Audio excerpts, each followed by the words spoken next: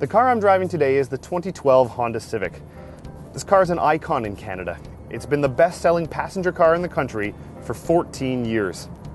So this 2012 Honda Civic sounds like another success story, right? Not quite. You see, when this 9th generation of the Civic debuted, it was actually widely panned by the automotive press. There was talk that the car didn't evolve enough to meet the realities of new competition like the Cruze from Chevy or the Focus from Ford. Even worse, some critics said the Civic was no longer the benchmark in the compact class. It had fallen behind rivals in terms of design, drivability, and even quality. There was so much negativity leveled at the Civic, in fact, that in an uncharacteristic move for any automaker, let alone one like Honda with a gold standard reputation, they sent the car back to the drawing board. We get our first look at that 2013 Civic today, a car that's promising a lot. Better drivability, better quality, better styling, better safety.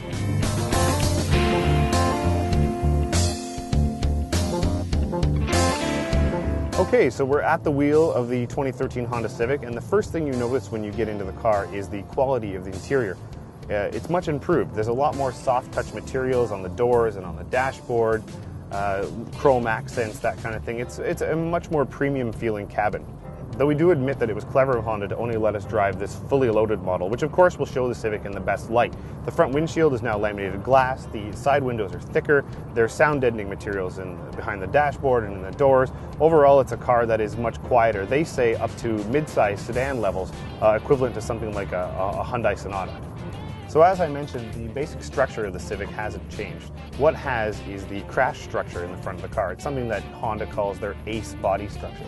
They've done some upgrading there so that there's less or almost no intrusion into the cabin when you get into a collision, so safety's improved there. Look under the hood of the 2013 Honda Civic and you'll notice that it's the same 4-cylinder engines and transmissions that were offered last year. What has changed with the car is the suspension. Honda's gone over it front and back and upgraded the steering. Essentially, you have a car that feels much more stable and just a little bit sporty, which is something that traditionally you do see from Honda, so this last Civic lacked that, so it's back in full force. When they went to their customers and said, well, what do you want to see in your improved Civic? And aside from them saying they wanted it to be quieter and ride and handle better, one of the small things that they asked for is heated seats. So you'll notice equipment changes on the Civic if you go down to the local dealership. The LX model, which is by far the most popular Civic trim, gets heated seats standard. And its price rises about $450 with the new styling and the new features and the new interior and those heated seats.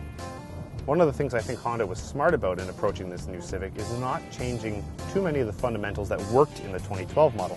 Initial impressions, though, are good. It does seem like a car that takes all the best of the old model and refines it, makes it quieter, makes it ride and handle better, and adds features. What we really would like to do now is run the Civic up against its competition to see how it truly stacks up against the rivals that arguably caused this refresh in the first place. So you may be thinking now, okay, so you've talked about the upgrades and changes to the 2013 Civic.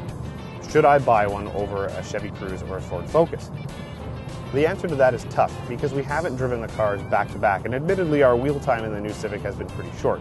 We think there are good signs here from Honda, and we know that even with the flaws in the 2012 model, the quality and reliability was still there. The compact car class is super competitive today. Every car seems to offer a little something that may sway an owner one way or the other. The good thing about this 2013 Civic is that with all of its upgrades, changes, and refinements, when someone asks us, should they be shopping for a Civic in the compact car segment, we won't hesitate anymore to say yes.